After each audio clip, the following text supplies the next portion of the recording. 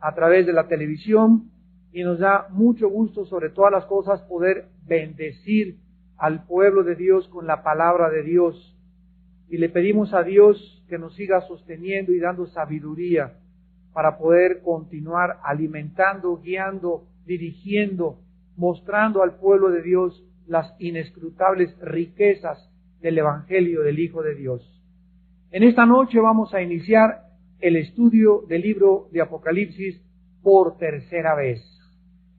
Ya lo hemos estudiado 2 veces, fue hace 7 años, 8 años la última vez, pero ahora vamos a entrar a este libro con mucha más información, con más revelación, con más estudio, porque así es la vida cristiana. La vida cristiana, tú estudias Juan el año pasado y creces a otro nivel este año y lo vuelves a estudiar y entiendes 2 veces más que lo que aprendiste el año pasado.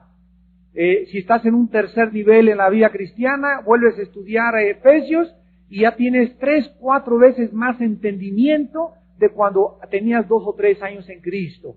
Así que mientras más nos adentremos en la vida espiritual, mientras más nos limpiemos dentro de nuestra vida, mientras más grande sea el temor de Dios en nuestro corazón, más comprensión, más luz, más revelación tendremos y como consecuencia lógica, más paz, más seguridad en la vida, más confianza en la vida. Vamos a poder caminar en la vida en los tiempos turbulentos que nos están esperando, como no se imaginan ustedes. Lo vamos a ver en Apocalipsis. El futuro de la historia de la humanidad es nebuloso, es tenebroso, es horrible lo que se viene sobre el planeta Tierra, pero con las promesas de Dios desde el principio, que Dios salvará a su pueblo, protegerá a su pueblo, guardará a su pueblo, porque el ángel de Jehová continuará acampando alrededor de aquellos que le temen para protegernos. Así que en medio de todas estas cosas, el libro de Apocalipsis nos es ofrecido por el Espíritu Santo para que no tengamos miedo. Para que no tengamos miedo de nada de lo que va a sobrevenir sobre el mundo. Para que podamos enfrentar como los discípulos en la barca, el viento y la marea, y no nos alarmemos. Dios no está dormido, no se va a hundir nuestra casa, mi vida no se va a hundir, mis hijos no se van a hundir. Dios nos está sosteniendo, Dios nos está guardando, Dios nos seguirá hasta el final de nuestra vida, trabajando y perfeccionando en nosotros lo que Él comenzó. Así que no hay más importancia que estos tiempos de vivir sin temores, de vivir sin ansiedades, de vivir tranquilos, de aprender a relajarte. Amanecer es la vida, o sea, no es más que la vida. No tienes por qué estar en ese estado de tensión y darle un problema demasiada importancia, que te quite el sueño y que te quite la paz y que tengas que tomar tranquilizantes y alcohol y drogas y que ya no puedas ni dormir. No vale la pena, porque eso es vivir en incredulidad. Eso es vivir no haciendo caso de que necesitamos entrar al reposo de Dios, al descanso de Dios, a una dimensión, a un periodo, a un tiempo donde verdaderamente nuestras vidas estén tranquilas, estén en paz. No importa lo que pase, estamos en paz porque tenemos la paz con Dios. Entonces es importante que todas estas cosas nosotros las podamos emprender, porque esto es lo que el Espíritu Santo nos quiere enseñar sobre todas las cosas. Vamos a ver en primer lugar en esta noche, al adentrarnos en el libro de Apocalipsis y comenzar con la introducción, que en el versículo 1 de Apocalipsis 1 se comienza a revelar al autor de este libro. Y dice la Biblia, la revelación de Jesucristo que Dios le dio, para manifestar a sus siervos las cosas que deben suceder pronto. Todo el propósito del libro de Apocalipsis nos lo enseña el versículo 1. Dios quiere que tú y que yo no consultemos al astrólogo, no consultemos las cartas tarot, no andemos buscando la bola de cristal, no estemos preocupados, no estemos con curiosidad de buscar otra fuente de información para ver qué va a suceder en el futuro, hacia dónde se dirige la humanidad. Dios quiere que nosotros entendamos que en el libro de Apocalipsis Él nos ha revelado todo lo que va a suceder en el futuro de la historia de la humanidad y cómo va a culminar la raza humana. Así que el propósito de Apocalipsis es precisamente esto. Ahora aquí hay algo muy importante. Dice el versículo 1 que este libro de Apocalipsis es una revelación. Y vemos que esta revelación es de Jesucristo. Y a continuación dice la Biblia que esta revelación acerca del futuro, Jesucristo no la sabía. Si la supiera, el Padre no se le hubiera dado. Pero aquí vemos que esta revelación la recibe el Hijo del Padre. El origen de toda revelación se encuentra en el Padre. Vamos a explicar esto a continuación porque es precioso. Cuando Jesucristo estaba aquí en la tierra, continuamente Él enseñó: yo no hago milagros. Mis palabras no son mis palabras. Los demonios que yo echo fuera, no los echo yo fuera. Ninguna cosa hago cuando yo camino, no soy yo el que camino. Cuando voy y soy movido a misericordia para tocar a un enfermo, no son mis sentimientos, no son mis emociones, sino que absolutamente todo lo que hago, las personas que sano, los ciegos que yo toco, a Lázaro cuando dije que saliera, cuando echaba demonios, todo absolutamente lo que vine a hacer a esta tierra es el Padre trabajando a través de su Espíritu en mi vida. No hay nada, dijo Jesús, que yo haga por mi propia cuenta, porque he venido no a hacer mi voluntad, sino a hacer la voluntad del que me envió. La razón por la cual Jesucristo, al bajar a este mundo, se limitó, es la razón por la cual una secta que se llama los Testigos de Jehová dicen, por ejemplo, no, es que Jesús no pudo ser Dios porque Dios es omnisciente. Y Jesús dijo, yo no sé cuándo es, ni los ángeles tampoco, cuándo debe venir. Entonces, si Jesús no sabía, conclusión, Jesús no era Dios. Conclusión errónea, basada en una mala interpretación de la palabra de Dios. Este grupo de los Testigos de Jehová necesitan analizar Filipenses 2, del 1 al 10.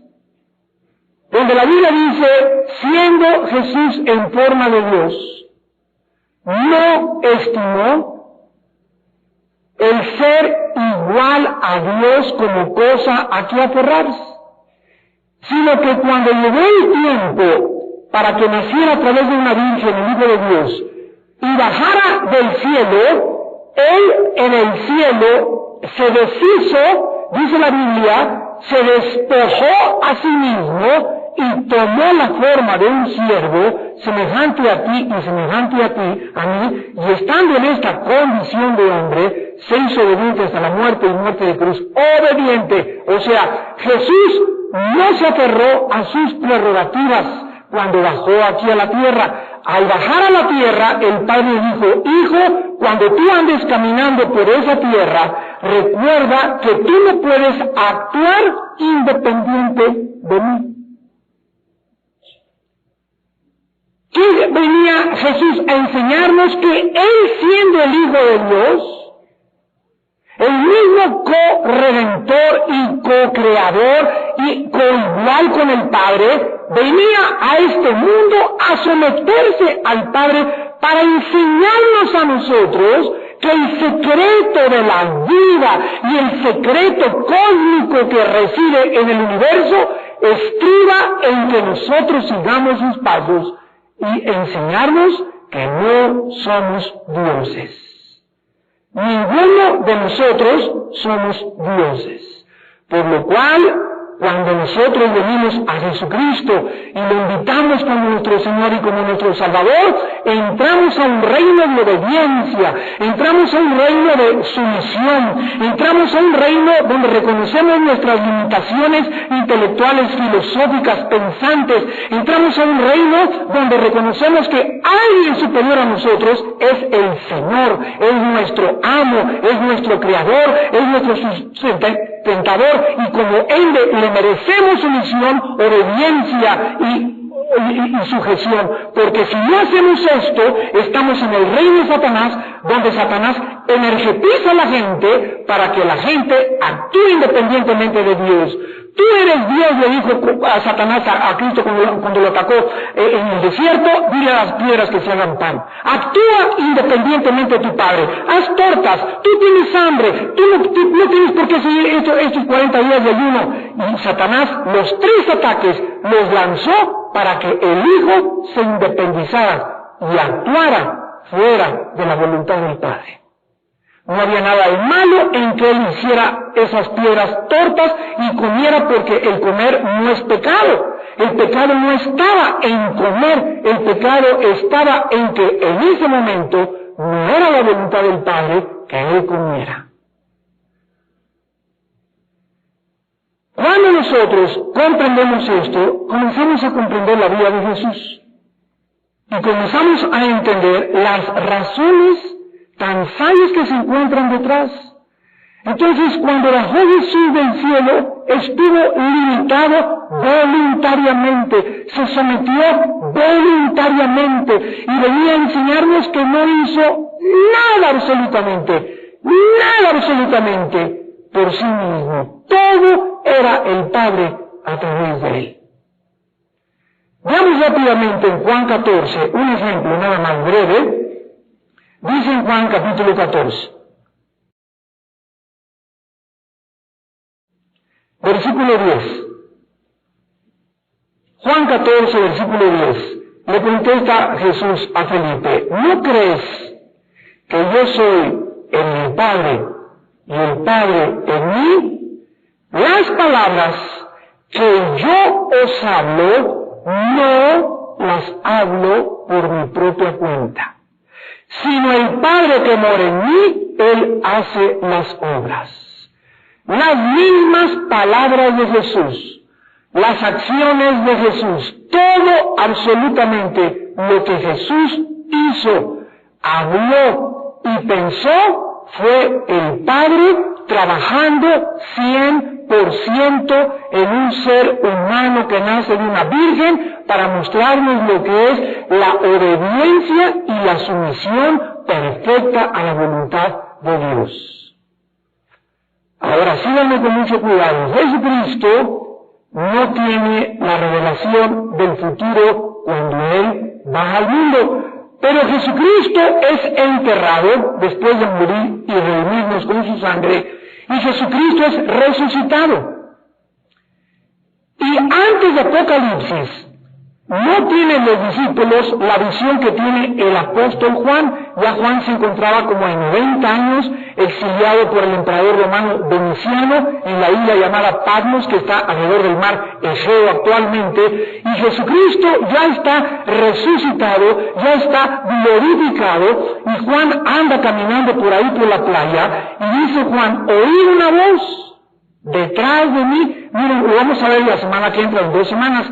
Y en ese momento Jesucristo no se le para enfrente ni asusta a Juan, sino que primero le habla por detrás, y dice Juan: y esa voz me dijo: yo soy el Alfa y el Omega, escribe a las 7 iglesias de Asia, y dice: y entonces me volví, dice Juan, para oír la voz que hablaba conmigo, y cuando me volví, vi 7 candeleros, y a uno semejante al Hijo del Hombre en medio, vestido con una ropa que llegaba hasta los pies, con sus ojos como llama de fuego, el pelo blanco como blanca lana, en su mano 7 estrellas, y los pies como bronce bruñido, como horno refulgente. Al verlo, dice Juan, el normal, caí totalmente desmayado. Imagínense la impresión, esa mirada como fuego de Jesús, ese brillo de sus cabellos, ese resplandor de su ropa, ese horno refulgente en sus pies, hicieron que Juan cayera a los pies. Se acerca a Jesús y le pone la mano sobre su hombro y le dice: no tengas miedo. Tengamos en cuenta que el Apocalipsis es la presentación de Jesús a nosotros en última vez en la Biblia, porque no existe ninguna otra palabra, ningún otro mensaje en toda la Biblia más que los mensajes a las iglesias, Apocalipsis 2 y Apocalipsis 3, que son las últimas palabras de Jesucristo. ahora que estuve en Tucson, Arizona, fue un mensaje a los pastores. ¿Saben ustedes qué es lo que Jesucristo le dice a las iglesias? Por última vez, arrepéntanse. Increíble. Hemos predicado, arrepiéntanse pecadores, pero Cristo se para con la iglesia y le dice a Juan, quiero que le des a mis iglesias. Ya la cruz para nosotros está a un lado, fuimos reunidos. Ahora la visión que necesitamos de Cristo es de ese Cristo con esa mirada, con esos pies, porque viene como el león, viene a juzgar. Él no quiere que cuando venga nosotros muramos, ninguno de nosotros, de algo que no nos hayamos arrepentido, porque si nosotros morimos sin algo que nos hayamos arrepentido, perdemos para siempre, no seremos victoriosos ni recibiremos las recompensas que tendremos en la vida venidera. Si tú te mueres hoy en la noche de algo que tenías que arrepentirte y no te arrepientes y mueres en pecado, no pierdes tu salvación, pero pierdes los galardones, las recompensas y la posición de autoridad que Dios le va a dar a todos aquellos que venzan de acuerdo a los mensajes de las 7 iglesias. Porque dice, a los vencedores de la iglesia de Éfeso, ¿de qué tenía Éfeso que arrepentirse? De su enfriamiento espiritual. Habían dejado su primer amor. Si ellos se arrepentían antes de que Él viniera, les daría comer el árbol de la vida. Y si no se arrepentían, quitaría su candelero de su lugar. Y así cada mensaje que vayamos viendo, vamos a darnos cuenta que de qué tenemos cada quien como individuos, como iglesia, como organizaciones, de qué arrepentirnos, para que cuando venga el Señor no haya nada en nuestra vida que hayamos dejado sin arrepentirnos.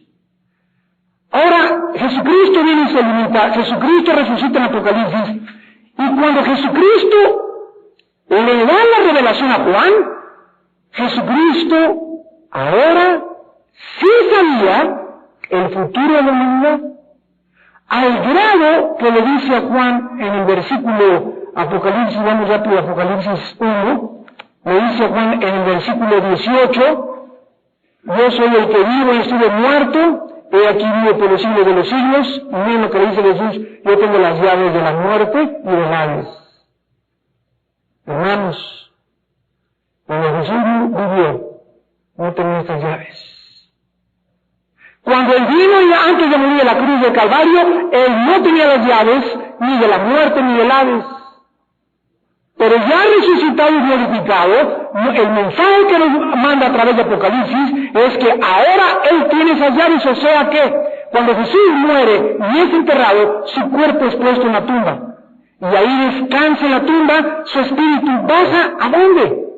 Dice Efesios 4 que bajó al Hades, repitiendo lo que el rey David dijo, no dejarás que tu siervo, que tu hijo vea corrupción. Bajó al Hades, pero ya con las llaves. El Hades era como una prisión grandísima en el centro de la tierra, donde estaban los espíritus de los malos y los espíritus de los malos, de los buenos. En el Antiguo Testamento se llama Sheol, y estaban todos esperando. Nadie podía subir al cielo hasta que el Hijo de Dios muriera en la cruz. El Hijo de Dios muere y baja con las llaves y les abre la puerta a todos los que lo estaban esperando desde Adán, Moisés, David, la tribu de Judá, la nación de Israel, todos los salvos, y se los lleva con Él al cielo a los 3 días que Él resucita, y ahora de la cruz en adelante ya quedó vacío el Hades.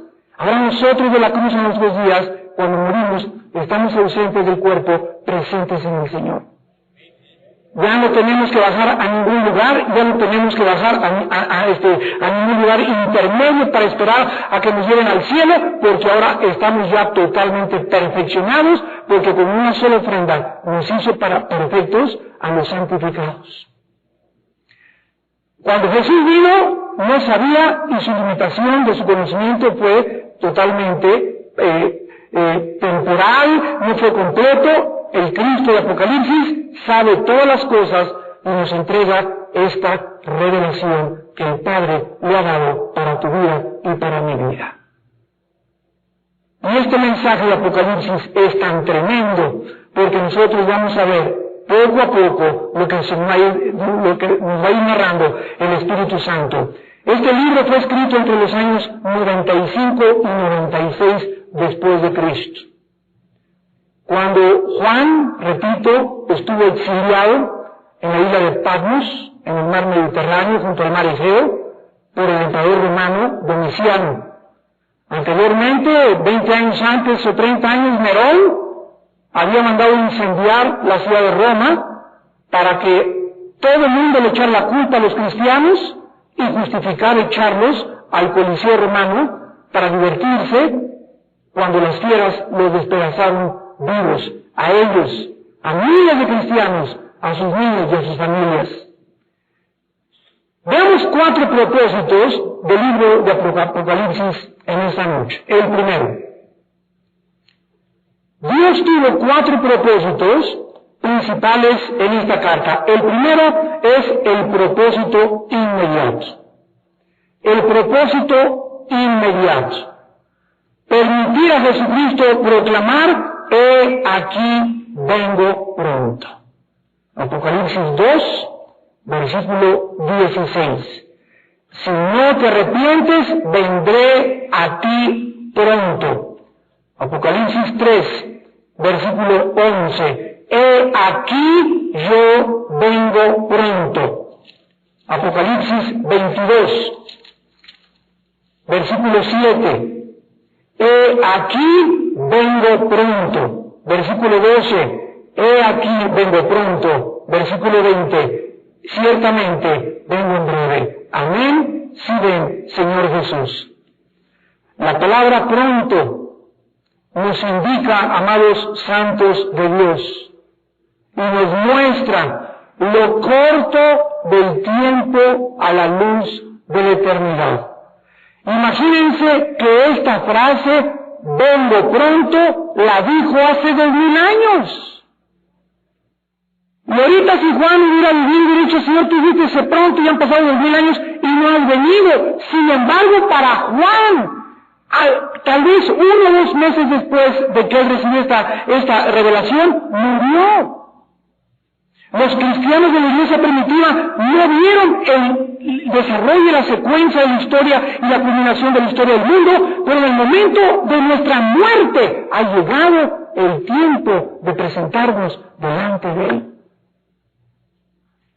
Y si en esta noche te dice Cristo: he aquí yo vengo pronto y no viene en los próximos 10 años, para ti y para mí viene en el momento de nuestra muerte. Entonces, lo primero que el Espíritu Santo nos quiere hacer entender a todos y cada uno de nosotros es que nuestra vida es demasiado corta. El apóstol Pablo en Efesios 5, versículo 15, lo explicó con estas palabras: miren pues con diligencia cómo andan, no como necios, sino como sabios, aprovechando bien el tiempo, porque los días son malos. En Colosenses capítulo 4, versículo 5, el apóstol Pablo vuelve a hacer énfasis diciendo: anden sabiamente para con los de afuera, redimiendo el tiempo. Nosotros tenemos que entender que cada día que nos levantamos tenemos 18 horas. Si tú tienes 50 años de edad, la tercera parte de tu vida, estamos hablando casi de 17 años, lo hemos pasado dormidos. De 24 horas, 8 horas dormidos, con 16 horas de actividades. De esas 16 horas, si las vamos acumulando a una persona que tenga 40, 50 años de edad, ¿cuántas de esas horas has vivido para Dios? ¿Cuántas horas de las 16 que tengo mañana por delante y las que me quedan de aquí a que me acuesto hoy en la noche, cuántas horas de mi vida las dedico a pensar en Dios, a meditar en su palabra, a hacer algo para la obra de Dios, a dar ofrendas para la obra de Dios, a involucrarme en la obra de Dios? ¿Cuánto del tiempo verdaderamente estamos viviéndolo para la luz de la eternidad? Esto es lo que Dios quiere que nosotros cobremos conciencia, en primer lugar, en esta noche. Que redimas el tiempo, que aproveches el tiempo, que estés en el banco haciendo cola, llévate tu Biblia y comienza a memorizar. Siervos obedecer a todos los amos terrenales, no siendo al ojo como los que quieren agradar, siervos agradar en todos vuestros amos, no agradando al ojo como los que quieren agradar, y comienza a memorizar y a memorizar y a memorizar, y tú no sabes, todo ese tiempo vas en el metro y vas con tu palabra memorizándola. En la mañana te levantas y pasas media hora memorizándola, te acuestas con la palabra de Dios memorizándola, memorizándola. ¿Por qué? Porque todo lo que guardemos de la palabra en el día de nuestra muerte va con nosotros. Pero cuando si tú te paras en Cristo, no sabes ni siquiera 10 versículos de la Biblia. Ahí tienes la eternidad, ya moriste, ya algunos parientes tuyos están en el infierno, a lo mejor tú te vas al cielo, pero todo lo que Dios tenga para tu vida en el futuro, las posiciones de autoridad, la autoridad sobre las naciones, porque van a volver a haber naciones, lo vamos a ver en el mundo otra vez, vuelve otra vez los gobiernos en el mundo, el centro será Jerusalén, todo lo que hagamos estará en relación a la lealtad y al tiempo que usamos para Dios en esta corta vida que tenemos en este momento. Cada peso que dimos, cada níquel que dimos, Jesús llegó al extremo y nos dice, un vaso de agua que le des a alguien en mi nombre. Allá nos vemos, me acordaré y está apuntado para tu futuro y para tu cuenta de cheques en la otra vida. Todo absolutamente será contado para nuestra vida. Por eso dice la Biblia, no se cansen de hacer el bien. Hermanos míos, están firmes y constantes, sabiendo que nuestra alma del Señor no es en vano. Primera de Corintios 15:58. No es en vano lo que hacemos. No es en vano no ver esa muchacha que no vi antier. No es en vano no haber ido con ese hombre que te pudiste haber ido hace 4 días. No es en vano que no hayas aceptado esa mordida y que te iba a manchar tus manos, iba a manchar tu testimonio. No es en vano que lleves tu contabilidad íntegra. No es en vano nuestra integridad, nuestra santidad. No es en vano nada lo que hagamos para Dios. No es en vano. Porque para el mundo diga, pues estás perdiendo el tiempo, el mundo tenga otra opinión, el mundo tenga otra perspectiva, a la luz de la Biblia y de la eternidad, vuelve pronto, no es en vano. En segundo lugar, el propósito histórico. El segundo propósito de Dios es permitir que Jesucristo proclame a todos nosotros que le seguimos y al mundo entero, de todas las generaciones, la serie de acontecimientos que se van a cumplir al pie de la letra de una forma metódica, sistemática y ordenada. Ya Dios hace 2650 años le reveló a un profeta hebreo llamado Daniel el orden de los gobiernos, para que nosotros nos demos cuenta que si Dios tiene control de los reyes y de los presidentes y que los imperios mundiales y los gobiernos del mundo están bajo totalmente su control, su soberanía, entonces no tenemos por qué tener miedo de nada. Si Dios cuida los gobiernos, los pone, los quita, y los gobiernos malos los usa para nuestro beneficio, y los gobiernos buenos los usa para nuestro beneficio, podemos avanzar en la vida viendo el control de Dios en todos los acontecimientos históricos, viendo la providencia de Dios en todo lo que se cumple, viendo la providencia de Dios como en 1957 se formó el Tratado de Maastricht para formar la Unión Europea, y el profeta Daniel hace 2650 años profetizó que la última forma de gobierno mundial antes de que Cristo viniera no sería Estados Unidos, no sería el comunismo, no sería el fascismo, no sería China, no sería Japón, serían 10 países que surgieran de Europa y del Medio Oriente antes de que viniera Cristo. Y ante nuestros ojos vemos que ahorita Europa está surgiendo como potencia, con el euro, con el militar, con el poder, y Estados Unidos cada día va a desangrarse y desangrarse y desangrarse y menguar y menguar y menguar para que se cumplan las profecías bíblicas. Ante nuestros ojos está pasando, y esto un profeta hebreo hace 2650 años nos lo anunció.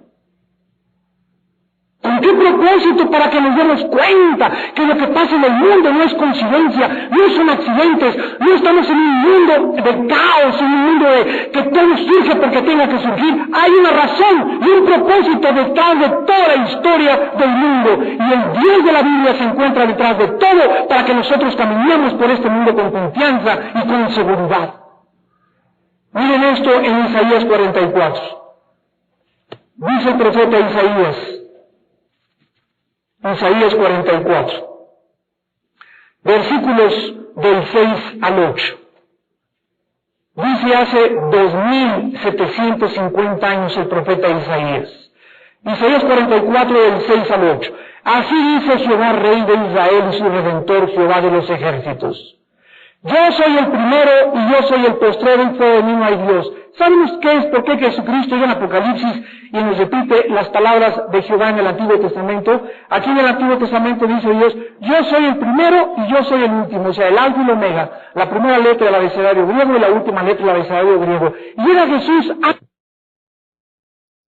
dice, yo soy el primero y yo soy el último. ¿Por qué nos dice esto Dios con tanta insistencia? Porque si Dios es el primero y Dios es el último de la historia, nosotros estamos en medio. Él es el primero y Él es el último y yo estoy en medio. Si yo estoy en medio, tengo que tener la seguridad de que cuando yo avanzo hacia el final, ya está perfectamente bien controlado por mi Padre Celestial, quien me está esperando al final del mundo para premiarme y recompensarme de acuerdo a nuestra fidelidad.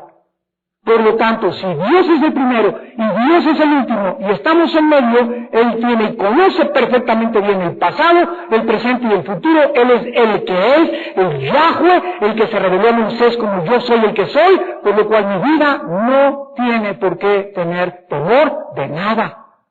Aunque las montañas se movieran, dice el Salmo 46, y aunque yo mire por mi ventana que se viene el mar, y aunque cayeran terremotos, y un meteoro amenaza la existencia de la tierra, y cae el dólar, y cae la economía, y no hay esto, y entra un gobierno que es totalmente totalitario, en medio de cualquier circunstancia mi alma tiene que tener una absoluta seguridad que mayor es el que está dentro de mí, que mi paz va a vencer las circunstancias de alrededor y que no tengo por qué temer a nada. Porque Él es más grande que todo lo que está pasando. Versículo 7, ¿y quién, pregunta a Dios, hace 2750 años? ¿Quién proclamará lo venidero? Lo declarará y lo pondrá en orden delante de mí, como hago yo. ¿Desde cuándo? Desde que estableció al pueblo antiguo, que era la nación de Israel. ¿Se acuerdan que acabamos de terminar los patriarcas de Israel? Todo lo que Dios le dijo a Abraham, serán 400 años cautivos, se cumplió. De ti vendrá la semilla, se cumplió. Desde que Dios llama a Abraham, Génesis 12, comienza la historia con el pueblo de Dios para que los ojos del mundo estuvieran centrados en la única nación que, con excepción de todas las naciones, adoró un solo Dios. Para que viéramos que esa nación se cumplió las promesas de Dios y para que viéramos que esa nación fue el único pueblo en tener un código moral de conducta. A través de toda la historia, yo voy a la historia, escudriño, ¿verdad?, la antropología, la geografía y la historia, me meto a las bibliotecas y compruebo todo absolutamente que lo que la Biblia históricamente y la arqueología lo comprueban es absolutamente cierto. Así sucedió, las ciudades que se mencionan ahí están, los derrumbes, el diluvio, Sodoma y Gomorra, todo absolutamente está escrito en la historia.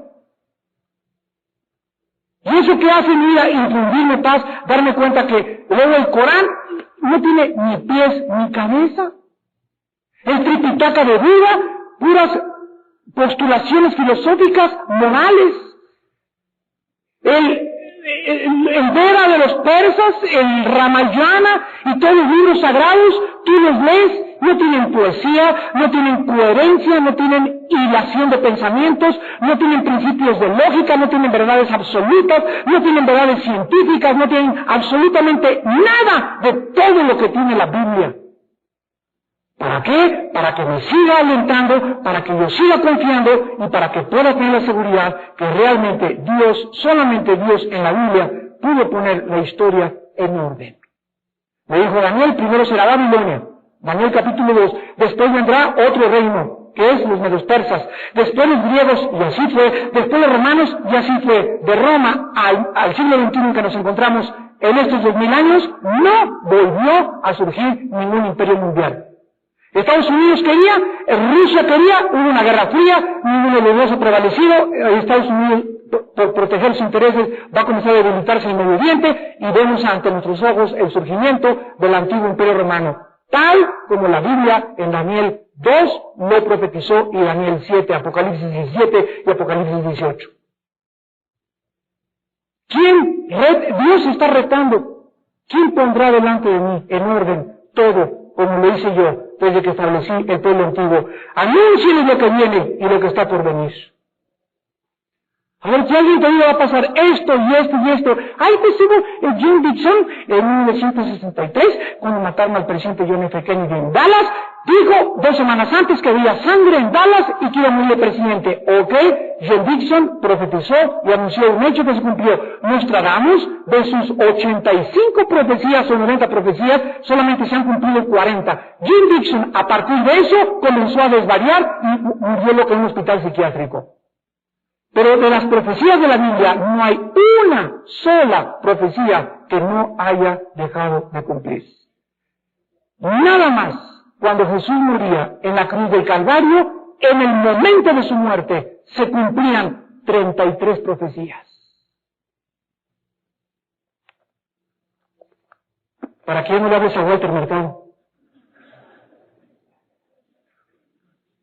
Versículo 8, como consecuencia nos dice el Espíritu Santo, no temáis, ni os amedrentéis, o sea, no te dejes apantallar por nadie, amedrentar es, no dejes que el mundo te arrincone, no dejes que las circunstancias te opriman, y yo no puedo, yo no voy a salir de esto, el mundo está muy mal, yo no creo que voy a prosperar nunca me voy a casar, nunca me voy a ir bien, nunca me voy a avanzar. No dejes que nada en la vida te amedrente ni que te infunda temor. Fuimos hechos más que vencedores para vencer. ¿Por qué? Porque tenemos esta seguridad. No se los hice oír desde la antigüedad y se los dije, luego ustedes son mis testigos. ¿Qué somos? ¿De qué? Somos testigos. Para que te pares en la escuela, maestro. ¿Sabía usted que antes de Gregorio Mendel, 1860, postulara los principios de la genética, Génesis 1, 11 y 12, ya la Biblia lo establecía?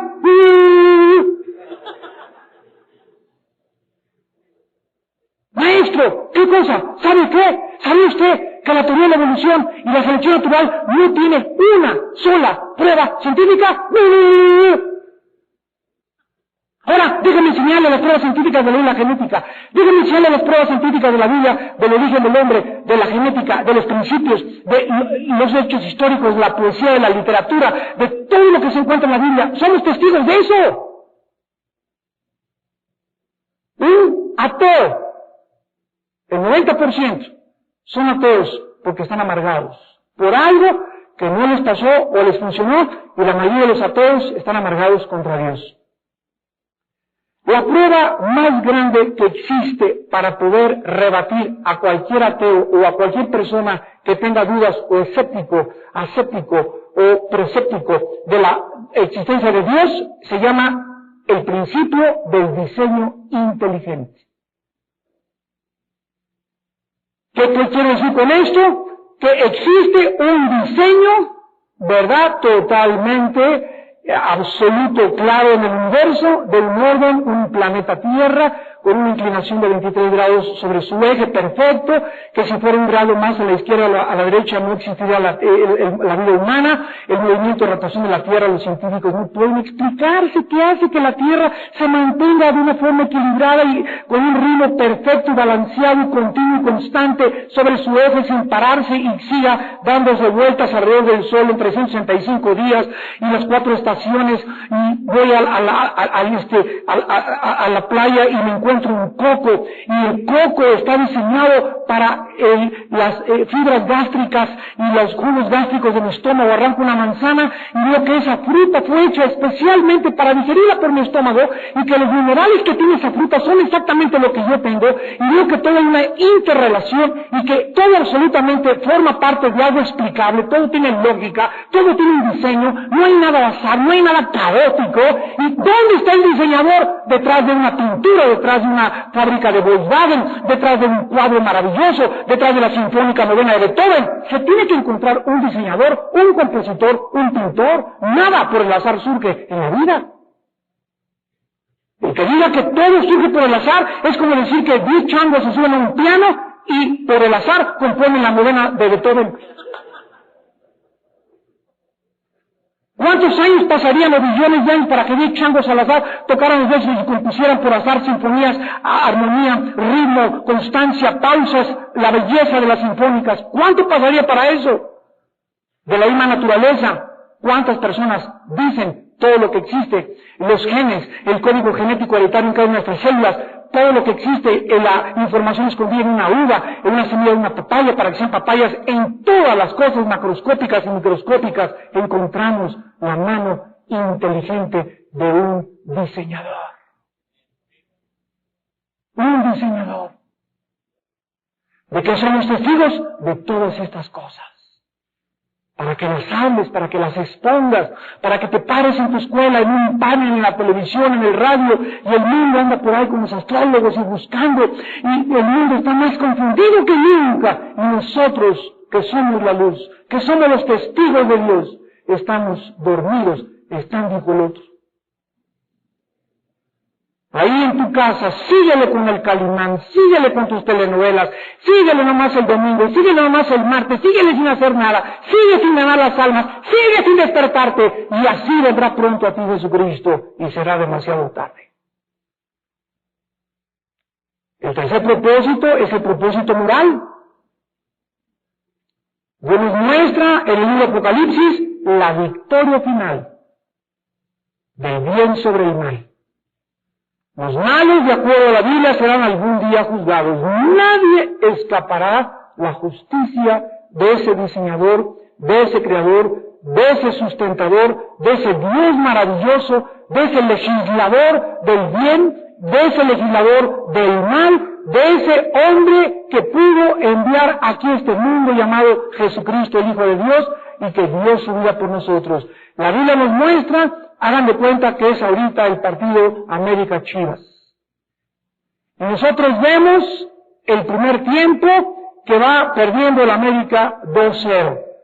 Pero sin embargo, si yo veo que es un partido que no está en vivo, sino que fue de 2 horas antes, yo ya sé que en el segundo tiempo van a meter 3 goles los del América. Entonces, al estar viendo el primer tiempo que van perdiendo, ya no me causa, ay, mi América, ¿verdad? Ya va perdiendo mi equipo. ¿Por qué ya no me asusta? Porque yo ya vi con anticipación el video y después van a ganar ellos. Entonces, de la misma forma, el mundo está ante nosotros y parece que hay demasiada maldad, parece que los satanistas están ganando, parece que la inmoralidad está prevaleciendo, parece que los crímenes, los secuestros, los gobiernos los vemos inútiles, los vemos incapaces, las Naciones Unidas incapaces de resolver los problemas mucho mayor que ellos. Vemos que el mundo se desmorona a nuestro alrededor y nos preguntamos, ¿realmente el bien prevalecerá? La Biblia dice que en el segundo tiempo ganaremos.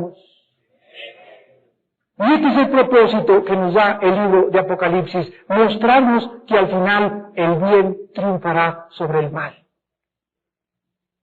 No es verdad que el mal va a prevalecer, el bien triunfará sobre el mal. El gran propósito de Dios es enseñarnos esta gran redención que Él está preparando para todos aquellos que confiaron y siguieron a su Hijo Jesucristo, porque vendrán juicios terribles sobre este planeta, de los cuales todos nosotros, de acuerdo a la Biblia, seremos librados. Veamos rápidamente algunos pasajes, por ejemplo, Primera de Tesalonicenses capítulo 5, versículo 4 al 9, Primera de Tesalonicenses 5, del 4 al 9, dice la Biblia, porque no nos ha puesto Dios para ira, sino para alcanzar salvación por medio de nuestro Señor Jesucristo, quien murió por nosotros para que ya sea que velemos o que durmamos,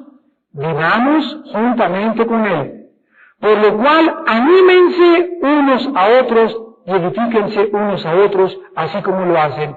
Dios nos anuncia, hijitos, quiero que sepan que cuando comiencen a caer los juicios contra el mundo, los maremotos, los huracanes del Isidoro, será como, ¿verdad?, como Charles Chaplin comparado con lo que se viene en el mundo, será como los niños del coro, será como un vientecillo leve, con los vientos, los huracanes, los terremotos, caerán meteoros sobre la tierra, fuego, plagas, perversiones genéticas volando, atormentando a los seres humanos, desfalleciendo a los hombres, dice en Lucas 21, por las cosas tan terribles que sucederán, misterios en el cielo, se abrirán los cielos, caerán truenos, será una cosa que ni siquiera Steven Spielberg, ni Julio Verne, ni ningún productor cinematográfico jamás en su vida pudo nunca haberse imaginado los juicios tan terribles que caerán sobre este mundo. Y Dios a nosotros nos protege, que si nosotros vivimos cerca de Él, seremos protegidos por Él. Porque Dios no quiere que nosotros seamos juzgados junto con el mundo. Vean otro pasaje en Romanos capítulo 5, versículo 9, el apóstol Pablo escribe, pues mucho más, estando ya justificados en su sangre, por Él seremos salvos de la ira. Si Dios dio su vida por mí en una cruz y murió por mí en la cruz, mucho más, ya siendo justificado, habiendo sido declarado justo por el tribunal cósmico del universo, mucho más seremos salvos de su ira. Y Apocalipsis capítulo 3, versículo 10. Apocalipsis 3, versículo 10. Por cuanto has guardado la palabra de mi paciencia, yo también te guardaré de la hora de la prueba, que ha de venir sobre el mundo entero, para probar a los que moran en la tierra. Amados santos de Dios, nosotros tenemos delante de nuestra vida la bendición y la maldición en esta noche. Si tú realmente eres una persona que dices que le has entregado tu vida a Jesucristo y te consideras a ti mismo un cristiano, entonces, como consecuencia lógica, tus obras, tus pensamientos y tu corazón tienen que ser cada día más diferentes de la forma como vive el mundo. La palabra santos significa diferentes, separados. Mi vida tiene que ser cada vez más lejos de la moda y la moral y las costumbres de mis amigos, de mis cuñados y de mi familia. Mi vida tiene que ser más pura y más pura que de toda la gente alrededor con la cual convivo, en mi trabajo, en la escuela, en la universidad, etcétera, etcétera. Si realmente yo soy cristiano, me purifico a mí mismo, así como Él es puro. Primera de Juan 3:3. Pero si tú crees que solamente el ser cristiano es que te bautizaron, tener la foto del Papa en tu casa, asistir a la iglesia evangélica o católica o protestante o mormón o bautista o como se llama tu iglesia, y crees que eso es lo que te hace cristiano, estás totalmente equivocado y te vas a llevar un susto, porque va a ser una tragedia en ese día cuando le digas Señor, Señor, Mateo 7:21 en adelante, y Él te conteste, ¿a mí me estás hablando? Sí, Señor, me bautizaron, tengo la foto del Papa, mi tía fue una monja, fui a la iglesia, me fui a la villa, hice esto, pertenecía a la iglesia Diana para el mundo, estaba los martes ahí sentado, y entonces Dios te va a contestar. Contéstame solo una sola pregunta. ¿A quién amaste? A mi perro sí le daba de comer todos los días. Dime una sola persona, Pancho, a quien hayas amado. No me digas si construiste asilos, orfanatorios, cuántos proyectos hiciste, cuántos sermones predicaste, cuántos demonios echaste y cuántas lenguas hasta el políglota te decía. Dime una sola persona por quien te haya sacrificado en la vida. No me digas tu primo, no me digas tu cuñado, no me digas, vamos a comenzar con tu familia. Porque es el gimnasio de la vida cristiana. Dime en tu familia, ¿por quién te sacrificaste hasta estar dispuesto a dar tu vida por tu esposa, por tu hijo, por tu papá o por tu mamá, principalmente tu esposo y tus hijos. Señores, que la esposa que me diste, si no me hubieras dado este cara de armadillo que tengo ahorita, Primera de Corintios 13, del 1 al 4. Si yo hablara lenguas, si yo profetizara, si yo hubiera ido a un seminario y me hubieran dado 3 doctorados en teología, si yo hubiera tenido mucho conocimiento de la Biblia, si yo hubiera tenido muchos diplomados, yo hubiera asistido a 50,000 estudios bíblicos y nunca amé hasta la muerte o sacrificialmente a nadie, nunca fui nada en esta vida.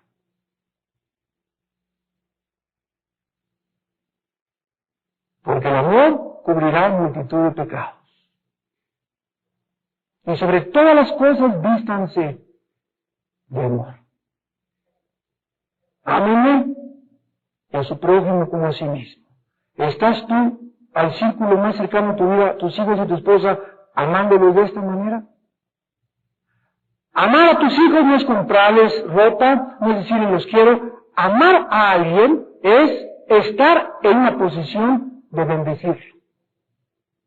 ¿Qué te quiero decir? Estás bendiciendo a tus hijos con tu testimonio diario. Tus hijos están viendo en ti, mi padre es un hombre íntegro, es un hombre santo, veo cómo ama a mi padre, a mi madre, veo cómo respeta, cuando vamos por la calle veo cómo mantiene su mirada derecha y no anda buscando ahí las muchachas que pasan con escotes o con minifaldas.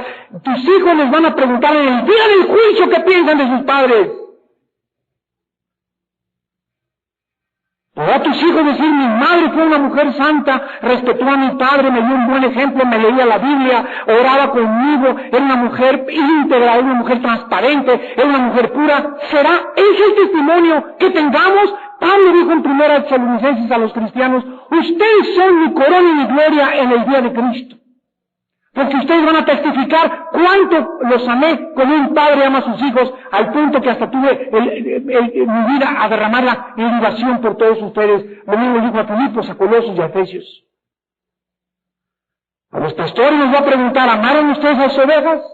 ¿O era solamente un asalariado que nada más ibas a tu iglesia porque te daban un salario, pero amabas a tus ovejas? ¿No te interesaban tus ovejas? ¿Las saludabas cuando pasaban? ¿Te interesabas por el de guaraches como por el que está bien vestido?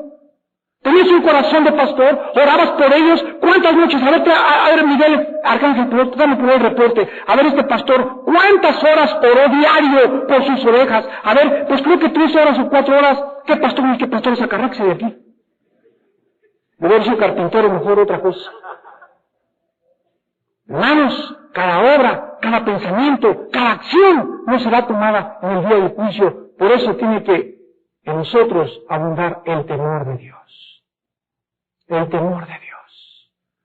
Cuando vivimos bajo ese temor de Dios, sabiendo que mis pensamientos, mis obras diarias están siendo registradas, computarizadas en las computadoras cósmicas, eternas, invisibles, espirituales de mi Dios creador y sustentador, y que algún día voy a dar cuenta de cada cosa que hice en esta tierra, entonces yo debo de andar en santa y piadosa manera de vivir. Transforma mi vida este pensamiento, creo conciencia de la eternidad y comienzo verdaderamente a ser un hombre, ¿verdad? Como Pablo, como Pedro, como los apóstoles, como los santos que dieron su vida, murieron crucificados, los echaron al Coliseo, y tú te quejas porque te miró feo la familia Ramírez el domingo. Y te hicieron cara de fuchi y ya no regresas a la iglesia. Y el pastor me regañó muy feo y ya no lo quiero. Y no tienes tiempo para mí, pastor, y por eso le hago cara de fuchi, y andas hablando de los líderes, y andas hablando de esas personas. Tú, que quieres compararte con esos grandes cristianos y hombres de Dios que dieron su vida por los demás. Si no eres capaz de perdonar a tu cuñado, a tu cuñada, a tu esposo y a tu esposa, ¿cómo puedes llamarte hijo de Dios? Cuando es el perdón y la ausencia, el rencor y la amargura lo que nos hace ser diferentes a toda la gente. Un cristiano amargado es un cristiano derrotado. Un cristiano que tiene algo contra alguien no puede seguir, está cojo, no puede servir. tiene que ser hospitalizado hasta que tus heridas sean sanadas, porque la guerra espiritual no se puede enfrentar a Satanás con raíces de amargura. La revelación de Jesucristo que Dios le dio para revelar a sus siervos las cosas que deben suceder pronto. Y lo reveló por medio de su ángel, enviándolo a su siervo Juan, quien nos ha dado testimonio de todas estas cosas y de las cosas que deben suceder pronto. Dichosos y felices todos ustedes los que oyen y los que leen, y los que vamos a comenzar a estudiar las palabras de esta profecía, porque el tiempo está cerca. Gracias y paz a todos ustedes de el que era, el que es y el que era de venir, de los 7 espíritus que están delante de él y de Jesucristo el testigo fiel. El Hijo de Dios que bajó al mundo para morir en una cruz y no vivir para él mismo. El testigo fiel es el nombre de Jesús en el libro de Apocalipsis. ¿Y qué dijo Isaías 44? Ustedes son mis testigos. ¿Son fieles? Si no estás dispuesto a vivir por Cristo, no creo, dice el Señor, que estés dispuesto a morir tampoco por Él. Oremos.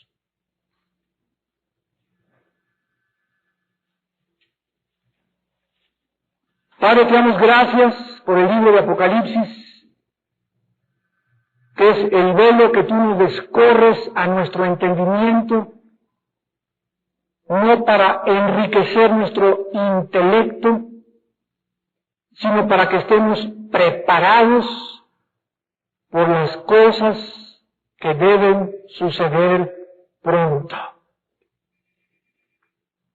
Y si estos acontecimientos apocalípticos no los vemos en nuestra vida, enfrentaremos el juicio en el momento de nuestra muerte.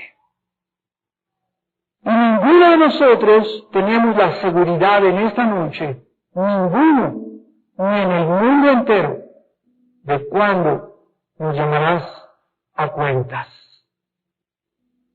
Prepárate para encontrarte con tu Dios, dice la Biblia. ¿Estás tú preparado? Si tú murieras en esta noche, ¿tendrías la seguridad de no avergonzarte en su presencia?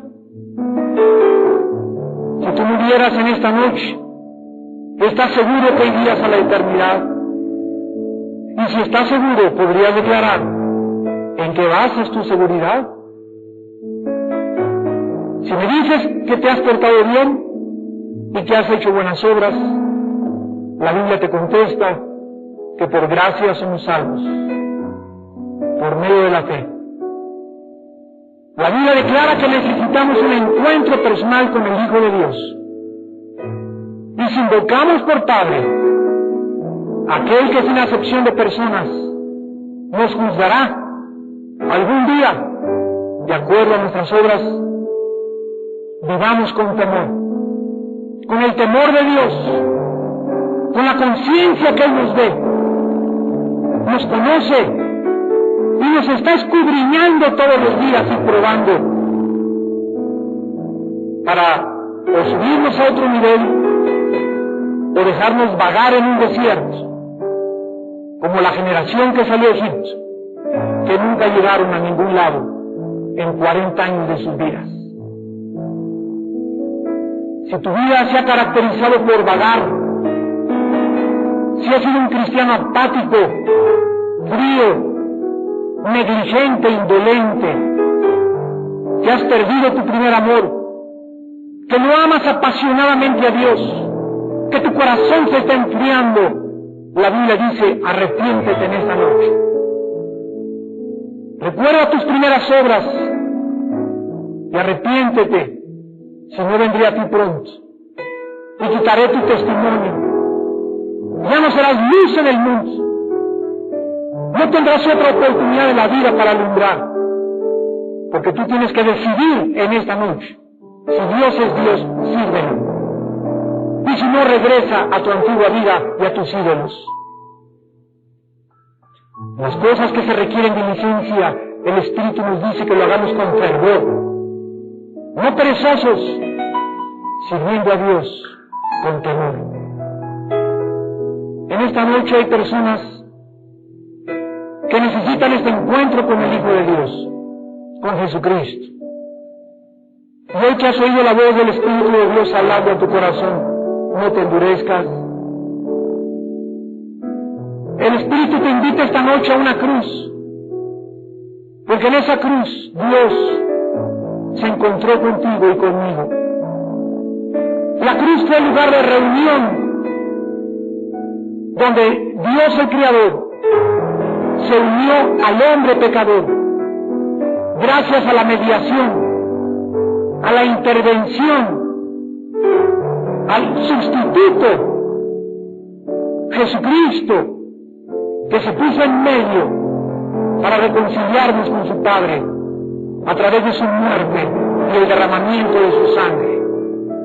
En esta noche las personas que quieran venir a la cruz, el lugar de reunión con Dios, donde Dios solamente puede encontrar al pecador, ven en esta noche a esta cruz. Para que cuando salgas de este lugar en esta noche, dejes esa cruz del Calvario y te dirijas a la Nueva Jerusalén, a la tierra de Canaán. Dios te saca de Egipto en esta noche para trasladarte al reino de la luz de su Hijo Jesucristo. Si tú en esta noche quieres invitar a Jesús a tu vida por primera vez en tu corazón, ahí desde tu lugar, dile estas palabras: Señor mío y Dios mío, he pecado contra ti, me arrepiento de mis pecados, no quiero ser sorprendido por la muerte nunca, desprevenido, desprevenida. Quiero estar listo en el momento de mi muerte y saber que Apocalipsis 2, versículo 16. Si no te arrepientes, vendré a ti pronto. Apocalipsis 3, versículo 11. He aquí yo vengo pronto. Apocalipsis 22, versículo 7. He aquí vengo pronto. Versículo 12. He aquí vengo pronto. Versículo 20. Ciertamente vengo en breve. Amén. Sí, ven, Señor Jesús. La palabra pronto nos indica, amados santos de Dios, y nos muestra lo corto del tiempo a la luz de la eternidad. Imagínense que esta frase, vengo pronto, la dijo hace 2000 años. Y ahorita si Juan hubiera vivido y hubiera dicho, Señor, tú dijiste pronto, ya han pasado 2000 años y no has venido. Sin embargo, para Juan, tal vez 1 o 2 meses después de que él recibió esta revelación, murió. Los cristianos de la iglesia primitiva no vieron el desarrollo y la secuencia de la historia y la culminación de la historia del mundo, pero en el momento de nuestra muerte ha llegado el tiempo de presentarnos delante de Él. Y si en esta noche te dice Cristo, he aquí yo vengo pronto y no viene en los próximos 10 años, para ti y para mí viene en el momento de nuestra muerte. Entonces, lo primero que el Espíritu Santo nos quiere hacer entender a todos y cada uno de nosotros es que nuestra vida es demasiado corta. El apóstol Pablo en Efesios 5, versículo 15, lo explicó con estas palabras: miren pues con diligencia cómo andan, no como necios, sino como sabios, aprovechando bien el tiempo, porque los días son malos. En Colosenses capítulo 4, versículo 5, el apóstol Pablo vuelve a hacer énfasis diciendo: anden sabiamente para con los de afuera, redimiendo el tiempo. Nosotros tenemos que entender que cada día que nos levantamos tenemos 18 horas. Si tú tienes 50 años de edad, la tercera parte de tu vida, estamos hablando casi de 17 años, lo hemos pasado dormidos. De 24 horas, 8 horas dormidos, con 16 horas de actividades. De esas 16 horas, y las vamos acumulando a una persona que tenga 40, 50 años de edad, ¿Cuántas de esas horas has vivido para Dios? ¿Cuántas horas de las 16 que tengo mañana por delante y las que me quedan de aquí a que me acuesto hoy en la noche, cuántas horas de mi vida las dedico a pensar en Dios, a meditar en su palabra, a hacer algo para la obra de Dios, a dar ofrendas para la obra de Dios, a involucrarme en la obra de Dios? ¿Cuánto del tiempo verdaderamente estamos viviéndolo para la luz de la eternidad? Esto es lo que Dios quiere que nosotros cobremos conciencia, en primer lugar, en esta noche. Que redimas el tiempo, que aproveches el tiempo, que estés en el banco haciendo cola, llévate tu Biblia y comienza a memorizar. Siervos obedecer a todos los amos terrenales, no siendo al ojo como los que quieren agradar, siervos agradar en todos vuestros amos, no agradando al ojo como los que quieren agradar, y comienza a memorizar y a memorizar y a memorizar, y tú no sabes, todo ese tiempo vas en el metro y vas con tu palabra memorizándola, en la mañana te levantas y pasas media hora memorizándola, te acuestas con la palabra de Dios memorizándola. ¿Por qué? Porque todo lo que guardemos de la palabra en el día de nuestra muerte va con nosotros. Pero cuando si tú te paras en Cristo, no sabes ni siquiera 10 versículos de la Biblia. Ahí tienes la eternidad, ya moriste, ya algunos parientes tuyos están en el infierno, a lo mejor tú te vas al cielo, pero todo lo que Dios tenga para tu vida en el futuro, las posiciones de autoridad, la autoridad sobre las naciones, porque van a volver a haber naciones, lo vamos a ver en el mundo otra vez, vuelve otra vez los gobiernos en el mundo, el centro será Jerusalén, todo lo que hagamos estará en relación a la lealtad y al tiempo que usamos para Dios en esta corta vida que tenemos en este momento. Cada peso que dimos, cada níquel que dimos, Jesús llegó al extremo y nos dice, un vaso de agua que le des a alguien en mi nombre. Allá nos vemos, me acordaré y está apuntado para tu futuro y para tu cuenta de cheques en la otra vida. Todo absolutamente será contado para nuestra vida. Por eso dice la Biblia, no se cansen de hacer el bien. Hermanos míos, están firmes y constantes, sabiendo que nuestra obra del Señor no es en vano. Primera de Corintios 15:58. No es en vano lo que hacemos. No es en vano no ver esa muchacha que no era infiel. No es en vano no haber ido con ese hombre que te pudiste haber ido hace 4 días. No es en vano que no hayas aceptado esa mordida y que te iba a manchar tus manos y iba a manchar tu testimonio. No es en vano que lleves tu contabilidad íntegra. No es en vano nuestra integridad, nuestra santidad. No es en vano nada lo que hagamos para Dios. No es en vano. Aunque para el mundo diga, te estás perdiendo el tiempo, el mundo tenga otra opinión, el mundo tenga otra perspectiva, a la luz de la Biblia y de la eternidad, vengo pronto, no es en vano. En segundo lugar, el propósito histórico. El segundo propósito de Dios es permitir que Jesucristo proclame a todos nosotros que le seguimos y al mundo entero, de todas las generaciones, la serie de acontecimientos que se van a cumplir al pie de la letra de una forma metódica, sistemática y ordenada. Ya Dios hace 2650 años le reveló a un profeta hebreo llamado Daniel el orden de los gobiernos, para que nosotros nos demos cuenta que si Dios tiene control de los reyes y de los presidentes y que los imperios mundiales y los gobiernos del mundo están bajo totalmente su control, su soberanía, entonces no tenemos por qué tener miedo de nada. Si Dios cuida los gobiernos, los pone y los quita, y los gobiernos malos los usa para nuestro beneficio, y los gobiernos buenos los usa para nuestro beneficio, podemos avanzar en la vida viendo el control de Dios en todos los acontecimientos históricos, viendo la providencia de Dios en todo lo que se cumple, viendo la providencia de Dios como en 1957 se formó el Tratado de Maastricht para formar la Unión Europea, y el profeta Daniel hace 2650 años profetizó profetizó que la última forma de gobierno mundial antes de que Cristo viniera no sería Estados Unidos, no sería el comunismo, no sería el fascismo, no sería China, no sería Japón, serían 10 países que surgieran de Europa y del Medio Oriente antes de que viniera Cristo. Y ante nuestros ojos vemos que ahorita Europa está surgiendo con la potencia, con el euro, con el militar, con el poder, y Estados Unidos cada día va a desangrarse y desangrarse y desangrarse y menguar y menguar y menguar para que se cumplan las profecías bíblicas. Ante nuestros ojos está pasando, y esto un profeta hebreo hace 2650 años nos lo anunció.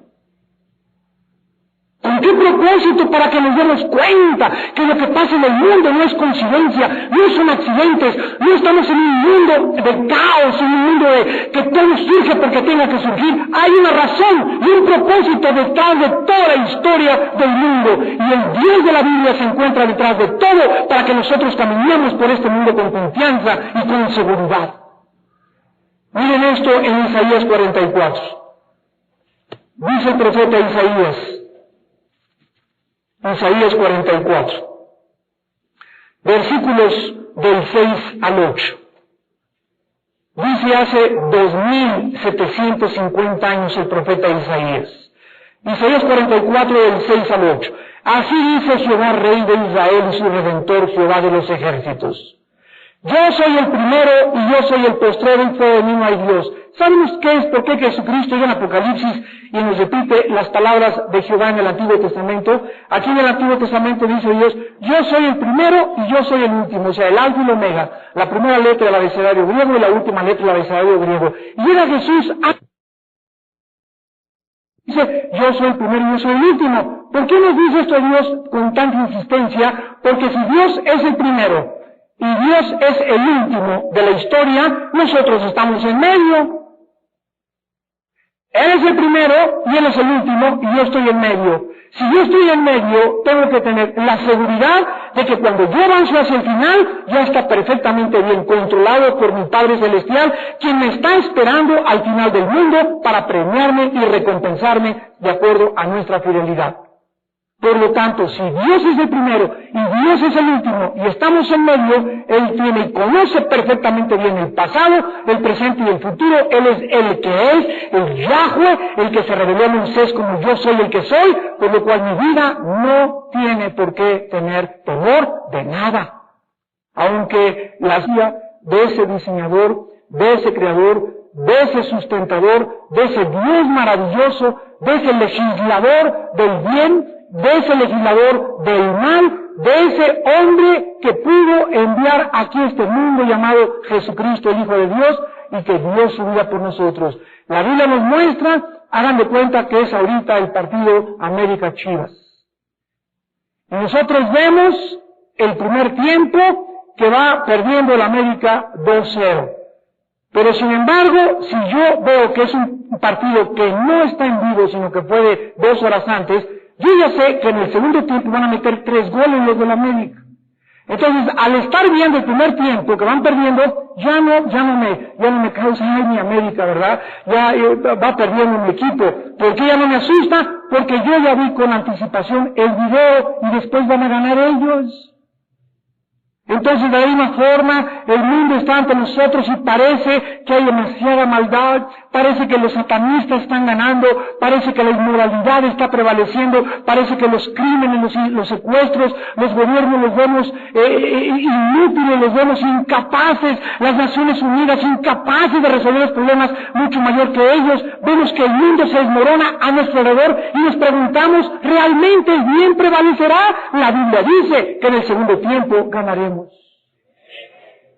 Y este es el propósito que nos da el libro de Apocalipsis, mostrarnos que al final el bien triunfará sobre el mal. No es verdad que el mal va a prevalecer, el bien triunfará sobre el mal. El gran propósito de Dios es enseñarnos esta gran redención que Él está preparando para todos aquellos que confiaron y siguieron a su Hijo Jesucristo, porque vendrán juicios terribles sobre este planeta, de los cuales todos nosotros, de acuerdo a la Biblia, seremos librados. Veamos rápidamente algunos pasajes, por ejemplo, Primera de Tesalonicenses capítulo 5, versículo 4 al 9, Primera de Tesalonicenses 5, del 4 al 9, dice la Biblia, porque no nos ha puesto Dios para ira, sino para alcanzar salvación por medio de nuestro Señor Jesucristo, quien murió por nosotros para que ya sea que velemos o que durmamos, vivamos juntamente con Él.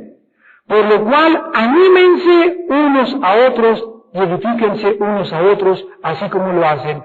Dios nos anuncia, hijitos, quiero que sepan que cuando comiencen a caer los juicios contra el mundo, los maremotos, los huracanes del Isidor, será como, ¿verdad?, como Charles Chaplin comparado con lo que se viene en el mundo, será como los niños del coro, será como un vientecillo leve, con los vientos, los huracanes, los terremotos, caerán meteoros sobre la tierra, fuego, plagas, perversiones genéticas volando, atormentando a los seres humanos, desfalleciendo a los hombres, dice en Lucas 21, por las cosas tan terribles que sucederán, misterios en el cielo, se abrirán los cielos, caerán truenos, será una cosa que ni siquiera Steven Spielberg, ni Julio Verne, ni ningún productor cinematográfico jamás en su vida pudo nunca haberse imaginado los juicios tan terribles que caerán sobre este mundo. Y Dios a nosotros nos protege, que si nosotros vivimos cerca de Él, seremos protegidos por Él.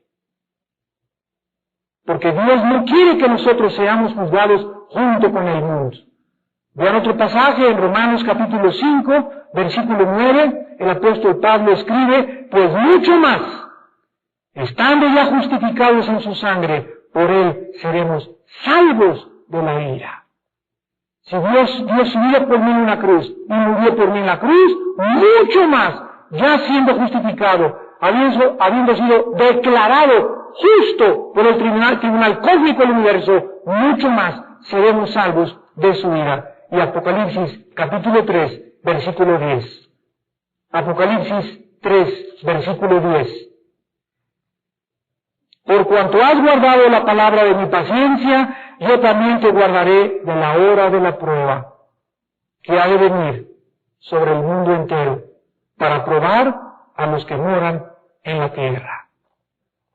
Amados santos de Dios, nosotros tenemos delante de nuestra vida la bendición y la maldición en esta noche.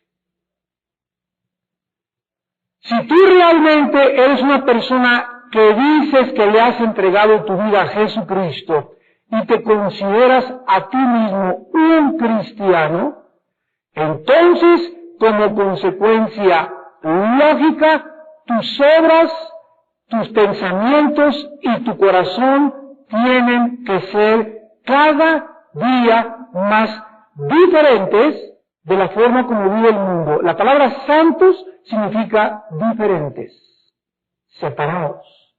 Mi vida tiene que ser cada vez más lejos de la moda y la moral y las costumbres de mis amigos, de mis cuñados y de mi familia. Mi vida tiene que ser más pura y más pura que de toda la gente alrededor con la cual convivo, en mi trabajo, en la escuela, en la universidad, etcétera, etcétera. Si realmente yo soy cristiano, me purifico a mí mismo, así como Él es puro. Primera de Juan 3:3. Pero si tú crees que solamente el ser cristiano es que te bautizaron, tener la foto del Papa en tu casa, asistir a la iglesia evangélica o católica o protestante o mormón o bautista o lo como se llama tu iglesia, y crees que eso es lo que te hace cristiano, estás totalmente equivocado y te vas a llevar un susto, porque va a ser una tragedia en ese día cuando le digas, Señor, Señor, Mateo 7:21 en adelante, y Él te conteste, ¿a mí me estás hablando? Sí, Señor, me bautizaron, tengo la foto del Papa, mi tía fue una monja, fui a la iglesia, me fui a la villa, hice esto, pertenecía a la iglesia Viena para el mundo, estaba los martes ahí sentado, y entonces Dios te va a contestar. Contéstame solo una sola pregunta. ¿A quién amaste? A mi perro sí le daba de comer todos los días. Dime una sola persona Pancho, a quien hayas amado. No me digas si construiste asilos, orfanatorios, cuántos proyectos hiciste, cuántos sermones predicaste, cuántos demonios echaste y cuántas lenguas hasta el políglota te decía. Dime una sola persona por quien te haya sacrificado en la vida. No me digas tu primo, no me digas tu cuñado, no me digas, vamos a comenzar con tu familia. Porque es el gimnasio de la vida cristiana. Dime en tu familia, ¿por quién te sacrificaste hasta estar dispuesto a dar tu vida por tu esposa, por tu hijo, por tu papá o por tu mamá, principalmente tu esposo y tus hijos? Señores, que la esposa que me diste, si no me hubieras dado este cara de armadillo que tengo ahorita, Primera de Corintios 13, del 1 al 4. Si yo hablara lenguas, si yo profetizara, si yo hubiera ido a un seminario y me hubieran dado 3 doctorados en teología, si yo hubiera tenido mucho conocimiento de la Biblia, si yo hubiera tenido muchos diplomados, yo hubiera asistido a 50,000 estudios bíblicos y nunca amé hasta la muerte o sacrificialmente a nadie, nunca fui nada en esta vida.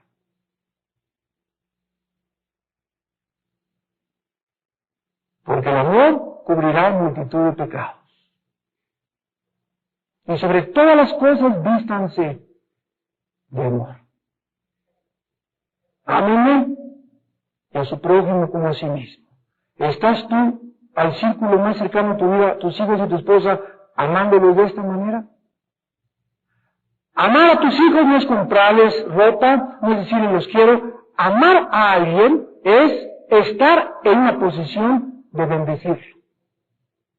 ¿Qué te quiero decir? Estás bendiciendo a tus hijos con tu testimonio diario. Tus hijos están viendo en ti, mi padre es un hombre íntegro, es un hombre santo, veo cómo ama a mi padre, a mi madre, veo cómo respeta, cuando vamos por la calle veo cómo mantiene su mirada derecha y no ando buscando ahí las muchachas que pasan con escotes o con minifaldas. Tus hijos les van a preguntar en el día del juicio qué piensan de sus padres. Podrá tus hijos decir, mi madre fue una mujer santa, respetó a mi padre, me dio un buen ejemplo, me leía la Biblia, oraba conmigo, era una mujer íntegra, era una mujer transparente, era una mujer pura. ¿Será ese el testimonio que tengamos? Pablo dijo en 1 Tesalonicenses a los cristianos, ustedes son mi corona y mi gloria en el día de Cristo.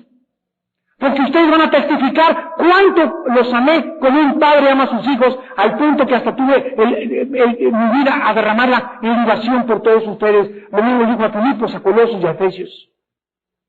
Las montañas se movieron, dice el Salmo 46, y aunque yo mire por mi ventana que se viene el mar, y aunque cayeran terremotos, y un meteoro amenaza la existencia de la tierra, y cae el dólar, y cae la economía, y no hay esto, y entra un gobierno que es totalmente totalitario, en medio de cualquier circunstancia mi alma tiene que tener una absoluta seguridad que mayor es el que está dentro de mí, que mi paz va a vencer las circunstancias de alrededor y que no tengo por qué temer a nada.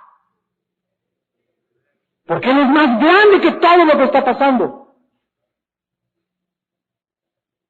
Versículo 7, ¿y quién, pregunta a Dios, hace 2750 años?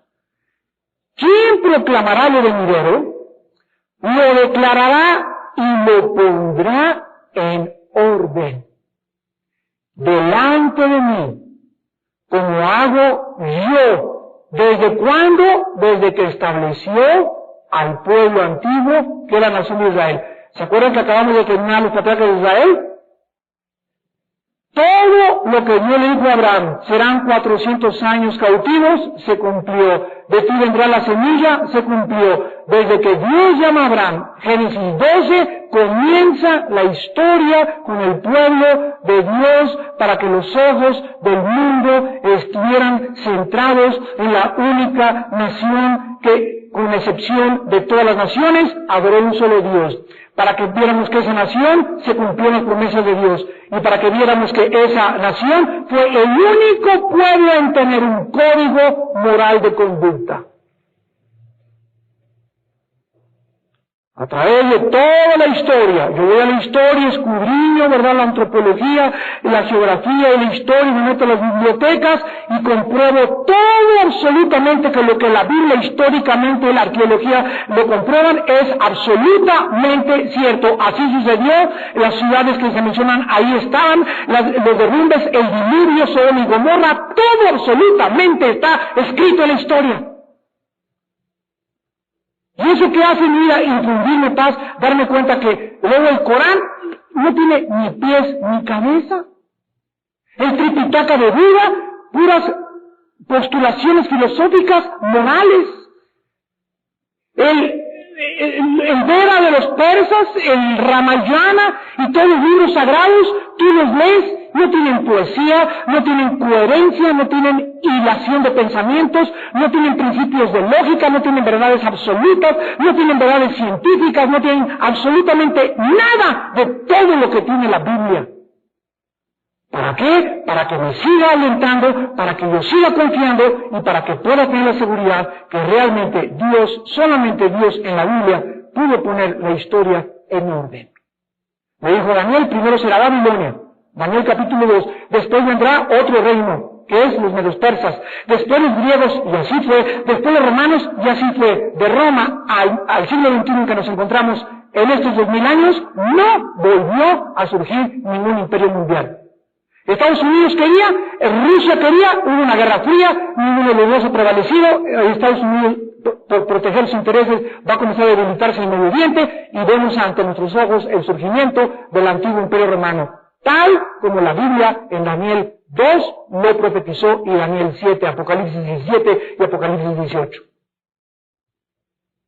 Dios está retando. ¿Quién pondrá delante de mí en orden todo como lo hice yo desde que establecí el pueblo antiguo? Anúncienles lo que viene y lo que está por venir.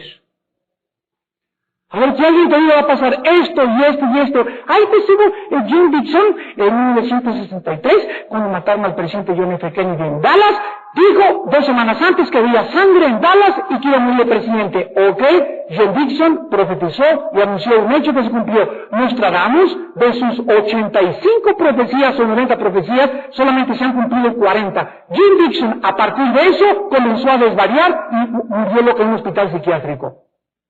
Pero de las profecías de la Biblia no hay una sola profecía que no haya dejado de cumplir. Nada más, cuando Jesús moría en la cruz del Calvario, en el momento de su muerte, se cumplían 33 profecías. ¿Para qué no le hables a Walter Mercado? Versículo 8, como consecuencia nos dice el Espíritu Santo, no temáis, ni os amedrentéis, o sea, no te dejes apantallar por nadie, amedrentar es, no dejes que el mundo te arrincone, no dejes que las circunstancias te opriman, y yo no puedo, yo no voy a salir de esto, el mundo está muy mal, yo no creo que voy a prosperar nunca me voy a casar, nunca me voy a ir bien, nunca me voy a avanzar. No dejes que nada en la vida te amedrente, ni que te infunda temor. Fuimos hechos más que vencedores para vencer. ¿Por qué? Porque tenemos esta seguridad. No se los hice oír desde la antigüedad y se los dije, luego ustedes son mis testigos. ¿Qué somos? ¿De qué?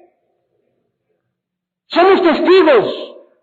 Para que te pares en la escuela, maestro. ¿Sabía usted que antes de Gregorio Mendel, 1860, postulara los principios de la genética, Génesis 1, 11 y 12, ya la Biblia lo establecía?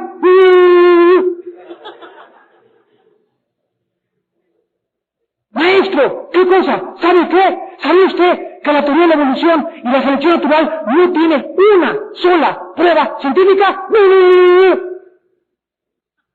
Ahora, déjenme enseñarle las pruebas científicas de la genética. Déjenme enseñarle las pruebas científicas de la Biblia, del origen del hombre, de la genética, de los principios, de los hechos históricos, de la poesía, de la literatura, de todo lo que se encuentra en la Biblia. Somos testigos de eso. Un ateo, el 90%, son ateos porque están amargados por algo que no les pasó o les funcionó, y la mayoría de los ateos están amargados contra Dios. La prueba más grande que existe para poder rebatir a cualquier ateo o a cualquier persona que tenga dudas o escéptico, aséptico o preséptico de la existencia de Dios se llama el principio del diseño inteligente. ¿Qué quiero decir con esto? Que existe un diseño, ¿verdad?, totalmente absoluto, claro en el universo, de un orden, un planeta Tierra, con una inclinación de 23 grados sobre su eje perfecto, que si fuera un grado más a la izquierda o a la derecha no existiría la vida humana, el movimiento de rotación de la Tierra. Los científicos no pueden explicarse qué hace que la Tierra se mantenga de una forma equilibrada y con un ritmo perfecto, balanceado y continuo y constante sobre su eje sin pararse y siga dándose vueltas alrededor del Sol en 365 días y las 4 estaciones, y voy a la playa y me encuentro un coco, y el coco está diseñado para las fibras gástricas y los jugos gástricos de mi estómago. Arranco una manzana y veo que esa fruta fue hecha especialmente para digerirla por mi estómago, y que los minerales que tiene esa fruta son exactamente lo que yo tengo, y veo que todo hay una interrelación y que todo absolutamente forma parte de algo explicable, todo tiene lógica, todo tiene un diseño, no hay nada al azar, no hay nada caótico. ¿Y dónde está el diseñador? Detrás de una pintura, detrás de una fábrica de Volkswagen, detrás de un cuadro maravilloso, detrás de la Sinfónica Novena de Beethoven. Se tiene que encontrar un diseñador, un compositor, un pintor. Nada por el azar surge en la vida. El que diga que todo surge por el azar es como decir que 10 changos se suben a un piano y por el azar componen la Novena de Beethoven. ¿Cuántos años pasarían o billones de años para que 10 changos al azar tocaran los versos y compusieran por azar sinfonías, armonía, ritmo, constancia, pausas, la belleza de las sinfónicas? ¿Cuánto pasaría para eso? De la misma naturaleza, ¿cuántas personas dicen todo lo que existe? Los genes, el código genético hereditario en cada una de nuestras células, todo lo que existe en la información escondida en una uva, en una semilla de una papaya, para que sean papayas. En todas las cosas macroscópicas y microscópicas encontramos la mano inteligente de un diseñador. Un diseñador. ¿De qué somos testigos? De todas estas cosas. Para que las hables, para que las expongas, para que te pares en tu escuela, en un panel, en la televisión, en el radio, y el mundo anda por ahí con los astrólogos y buscando, y el mundo está más confundido que nunca, y nosotros, que somos la luz, que somos los testigos de Dios, estamos dormidos, están dijo el otro. Ahí en tu casa, síguele con el Calimán, síguele con tus telenovelas, síguele nomás el domingo, síguele nomás el martes, síguele sin hacer nada, sigue sin ganar las almas, sigue sin despertarte, y así vendrá pronto a ti Jesucristo, y será demasiado tarde. El tercer propósito es el propósito moral. Dios nos muestra en el libro de Apocalipsis la victoria final del bien sobre el mal. Los malos, de acuerdo a la Biblia, serán algún día juzgados. Nadie escapará la justicia.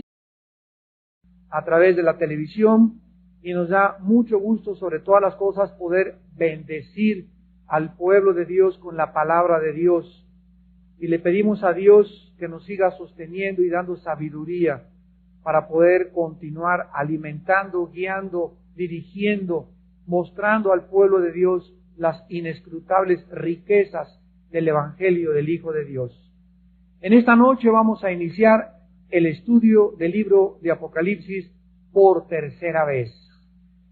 Ya lo hemos estudiado 2 veces, fue hace 7 años, 8 años la última vez, pero ahora vamos a entrar a este libro con mucha más información, con más revelación, con más estudio, porque así es la vida cristiana. La vida cristiana, tú estudias Juan el año pasado y creces a otro nivel este año y lo vuelves a estudiar y entiendes 2 veces más que lo que aprendiste el año pasado. Si estás en un tercer nivel en la vida cristiana, vuelves a estudiar Efesios y ya tienes 3, 4 veces más entendimiento de cuando tenías 2 o 3 años en Cristo. Así que mientras más nos adentremos en la vida espiritual, mientras más nos limpiemos dentro de nuestra vida, mientras más grande sea el temor de Dios en nuestro corazón, más comprensión, más luz, más revelación tendremos y como consecuencia lógica, más paz, más seguridad en la vida, más confianza en la vida. Vamos a poder caminar en la vida en los tiempos turbulentos que nos están esperando, como no se imaginan ustedes. Lo vamos a ver en Apocalipsis. El futuro de la historia de la humanidad es nebuloso, es tenebroso, es horrible lo que se viene sobre el planeta Tierra, pero con las promesas de Dios desde el principio, que Dios salvará a su pueblo, protegerá a su pueblo, guardará a su pueblo, porque el ángel de Jehová continuará acampando alrededor de aquellos que le temen para protegernos. Así que en medio de todas estas cosas, el libro de Apocalipsis nos es ofrecido por el Espíritu Santo para que no tengamos miedo. Para que no tengamos miedo de nada de lo que va a sobrevenir sobre el mundo. Para que podamos enfrentar, como los discípulos en la barca, el viento y la marea y no nos alarmemos. Dios no está dormido, no se va a hundir nuestra casa, mi vida no se va a hundir, mis hijos no se van a hundir. Dios nos está sosteniendo, Dios nos está guardando, Dios nos seguirá hasta el final de nuestra vida, trabajando y perfeccionando en nosotros lo que Él comenzó. Así que no hay más importancia que estos tiempos de vivir sin temores, de vivir sin ansiedades, de vivir tranquilos, de aprender a relajarte. Amanecer es la vida, o sea, no es más que la vida. No tienes por qué estar en ese estado de tensión y darle un problema demasiada importancia, que te quite el sueño y que te quite la paz y que tengas que tomar tranquilizantes y alcohol y drogas y que ya no puedas ni dormir. No vale la pena, porque eso es vivir en incredulidad. Eso es vivir no haciendo caso de que necesitamos entrar al reposo de Dios, al descanso de Dios, a una dimensión, a un periodo, a un tiempo donde verdaderamente nuestras vidas estén tranquilas, estén en paz. No importa lo que pase, estamos en paz porque tenemos la paz con Dios. Entonces es importante que todas estas cosas nosotros las podamos emprender, porque esto es lo que el Espíritu Santo nos quiere enseñar sobre todas las cosas. Vamos a ver en primer lugar en esta noche, al adentrarnos en el libro de Apocalipsis y comenzar con la introducción, que en el versículo 1 de Apocalipsis 1 se comienza a revelar al autor de este libro. Y dice la Biblia, la revelación de Jesucristo que Dios le dio, para manifestar a sus siervos las cosas que deben suceder pronto. Todo el propósito del libro de Apocalipsis nos lo enseña el versículo 1. Dios quiere que tú y que yo no consultemos al astrólogo, no consultemos las cartas tarot, no andemos buscando la bola de cristal, no estemos preocupados, no estemos con curiosidad de buscar otra fuente de información para ver qué va a suceder en el futuro, hacia dónde se dirige la humanidad. Dios quiere que nosotros entendamos que en el libro de Apocalipsis Él nos ha revelado todo lo que va a suceder en el futuro de la historia de la humanidad y cómo va a culminar la raza humana. Así que el propósito de Apocalipsis es precisamente esto. Ahora aquí hay algo muy importante. Dice el versículo 1 que este libro de Apocalipsis es una revelación. Y vemos que esta revelación es de Jesucristo. Y a continuación dice la Biblia que esta revelación acerca del futuro, Jesucristo no la sabía. Si la supiera, el Padre no se lo hubiera dado.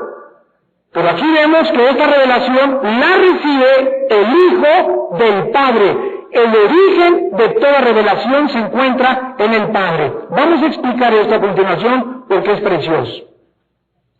Cuando Jesucristo estaba aquí en la tierra, continuamente Él enseñó: yo no hago milagros. Mis palabras no son mis palabras. Los demonios que yo echo fuera, no los echo yo fuera. Ninguna cosa hago cuando yo camino, no soy yo el que camino. Cuando voy y soy movido a misericordia para tocar a un enfermo, no son mis sentimientos, no son mis emociones, sino que absolutamente todo lo que hago, las personas que sano, los ciegos que yo toco, a Lázaro cuando dije que saliera, cuando echaba demonios, todo absolutamente lo que vine a hacer a esta tierra es el Padre trabajando a través de su Espíritu en mi vida. No hay nada, dijo Jesús, que yo haga por mi propia cuenta, porque he venido no a hacer mi voluntad, sino a hacer la voluntad del que me envió. La razón por la cual Jesucristo, al bajar a este mundo, se limitó, es la razón por la cual una secta que se llama los Testigos de Jehová dicen, por ejemplo, no, es que Jesús no pudo ser Dios porque Dios es omnisciente. Y Jesús dijo, yo no sé cuándo es, ni los ángeles tampoco cuándo debe venir. Entonces, si Jesús no sabía, conclusión, Jesús no era Dios. Conclusión errónea, basada en una mala interpretación de la palabra de Dios. Este grupo de los Testigos de Jehová necesitan analizar Filipenses 2, del 1 al 10.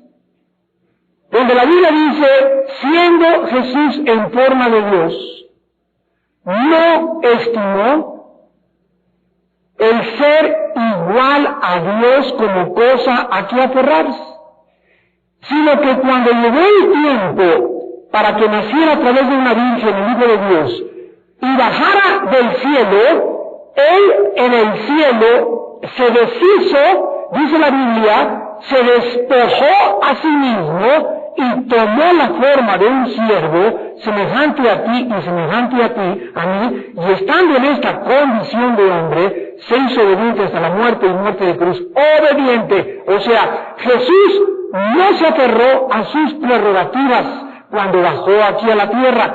Al bajar a la tierra, el Padre dijo, hijo, cuando tú andes caminando por esa tierra, recuerda que tú no puedes actuar independiente de mí. ¿Qué venía Jesús a enseñarnos? Que Él, siendo el Hijo de Dios, el mismo co-redentor y co-creador y co-igual con el Padre, venía a este mundo a someterse al Padre para enseñarnos a nosotros que el secreto de la vida y el secreto cósmico que reside en el universo estriba en que nosotros sigamos sus pasos y enseñarnos que no somos dioses. Ninguno de nosotros somos dioses.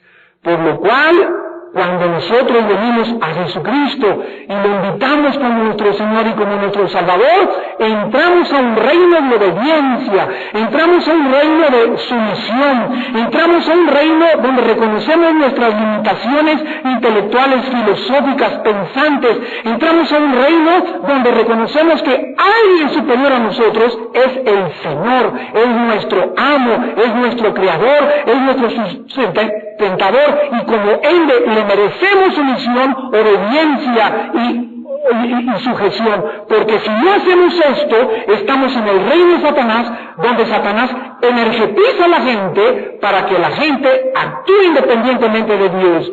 Tú eres Dios, le dijo a Satanás a Cristo cuando lo atacó en el desierto, dile a las piedras que se hagan pan. Actúa independientemente de tu Padre. Haz tortas, tú tienes hambre, tú no tienes por qué seguir estos 40 días de ayuno. Y Satanás, los 3 ataques, los lanzó para que el Hijo se independizara y actuara fuera de la voluntad del Padre. No había nada de malo en que Él hiciera esas piedras tortas y comiera, porque el comer no es pecado. El pecado no estaba en comer, el pecado estaba en que en ese momento no era la voluntad del Padre que Él comiera. Cuando nosotros comprendemos esto, comenzamos a comprender la vida de Jesús. Y comenzamos a entender las razones tan sabias que se encuentran detrás. Entonces, cuando bajó Jesús del cielo, estuvo limitado voluntariamente, se sometió voluntariamente y venía a enseñarnos que no hizo nada absolutamente por sí mismo. Todo era el Padre a través de Él. Veamos rápidamente en Juan 14, un ejemplo nada más breve. Dice en Juan capítulo 14, versículo 10. Juan 14, versículo 10. Le contesta Jesús a Felipe, ¿no crees que yo soy en el Padre y el Padre en mí? Las palabras que yo os hablo, no las hablo por mi propia cuenta, sino el Padre que mora en mí, Él hace las obras. Las mismas palabras de Jesús, las acciones de Jesús, todo absolutamente lo que Jesús hizo, habló y pensó, fue el Padre trabajando 100% en un ser humano que nace de una virgen para mostrarnos lo que es la obediencia y la sumisión perfecta a la voluntad de Dios. Ahora, síganme con mucho cuidado. Jesucristo no tiene la revelación del futuro cuando Él baja al mundo. Pero Jesucristo es enterrado después de morir y redimirnos con su sangre, y Jesucristo es resucitado. Y antes de Apocalipsis, no tienen los discípulos la visión que tiene el apóstol Juan. Ya Juan se encontraba como en 90 años, exiliado por el emperador romano Domiciano en la isla llamada Patmos, que está alrededor del mar Egeo actualmente, y Jesucristo ya está resucitado, ya está glorificado, y Juan anda caminando por ahí por la playa, y dice Juan, oí una voz detrás de mí. Miren, lo vamos a ver la semana que entra, en 2 semanas. Y en ese momento Jesucristo no se le para enfrente ni asusta a Juan, sino que primero le habla por detrás, y dice Juan, y esa voz me dijo, yo soy el Alfa y el Omega, escribe a las 7 iglesias de Asia, y dice, y entonces me volví, dice Juan, para oír la voz que hablaba conmigo, y cuando me volví, vi 7 candeleros, y a uno semejante al Hijo del Hombre en medio, vestido con una ropa que llegaba hasta los pies, con sus ojos como llama de fuego, el pelo blanco como blanca lana, en su mano 7 estrellas, y los pies como bronce bruñido, como horno refulgente. Al verlo, dice Juan, el normal, caí totalmente desmayado. Imagínense la impresión, esa mirada como fuego de Jesús, ese brillo de sus cabellos, ese resplandor de su ropa, ese horno refulgente en sus pies, hicieron que Juan cayera a los pies. Se acerca a Jesús y le pone la mano sobre su hombro y le dice, no tengas miedo. Tengamos en cuenta que el Apocalipsis es la presentación de Jesús a nosotros en última vez en la Biblia, porque no existe ninguna otra palabra, ningún otro mensaje en toda la Biblia más que los mensajes a las iglesias, Apocalipsis 2 y Apocalipsis 3, que son las últimas palabras de Jesucristo. Ahora que estuve en Tucson, Arizona, fue un mensaje a los pastores. ¿Saben ustedes qué es lo que Jesucristo le dice a las iglesias? Por última vez, arrepéntanse. Increíble. Hemos predicado, arrepiéntanse pecadores, pero Cristo se para con la iglesia y le dice a Juan, quiero que le des a mis iglesias Ya la cruz para nosotros está a un lado, fuimos reunidos. Ahora la visión que necesitamos de Cristo es de ese Cristo con esa mirada, con esos pies, porque viene como el león, viene a juzgar. Él no quiere que cuando venga nosotros muramos, ninguno de nosotros, de algo que no nos hayamos arrepentido, porque si nosotros morimos sin algo que nos hayamos arrepentido, perdemos para siempre, no seremos victoriosos ni recibiremos las recompensas que tendremos en la vida venidera. Si tú te mueres hoy en la noche de algo que tenías que arrepentirte y no te arrepientes y mueres en pecado, no pierdes tu salvación, pero pierdes los galardones, las recompensas y la posición de autoridad que Dios le va a dar a todos aquellos que venzan de acuerdo a los mensajes de las 7 iglesias. Porque dice, a los vencedores de la iglesia de Éfeso, ¿de qué tenía Éfeso que arrepentirse? De su enfriamiento espiritual. Habían dejado su primer amor. Si ellos se arrepentían antes de que él viniera, les daría comer el árbol de la vida. Y si no se arrepentían, quitaría su candelero de su lugar. Y así cada mensaje que vayamos viendo, vamos a darnos cuenta que de qué tenemos cada quien como individuos, como iglesia, como organizaciones, de qué arrepentirnos, para que cuando venga el Señor no haya nada en nuestra vida que hayamos dejado sin arrepentirnos. Ahora, Jesucristo viene y se alimenta, Jesucristo resucita en Apocalipsis, y cuando Jesucristo le da la revelación a Juan, Jesucristo ahora sí sabía el futuro de la humanidad, al grado que le dice a Juan en el versículo Apocalipsis, vamos rápido a Apocalipsis 1, le dice a Juan en el versículo 18, yo soy el que vivo y estuve muerto, he aquí vivo por los siglos de los siglos, y miren lo que le dice Jesús, yo tengo las llaves de la muerte y del Hades. Hermanos, cuando Jesús vivió, no tenía estas llaves. Cuando él vino antes de morir en la cruz del Calvario, él no tenía las llaves ni de la muerte ni del Hades. Pero ya resucitado y glorificado, el mensaje que nos manda a través de Apocalipsis es que ahora él tiene esas llaves, o sea que cuando Jesús muere y es enterrado, su cuerpo es puesto en la tumba. Y ahí descansa en la tumba, su espíritu baja ¿a dónde?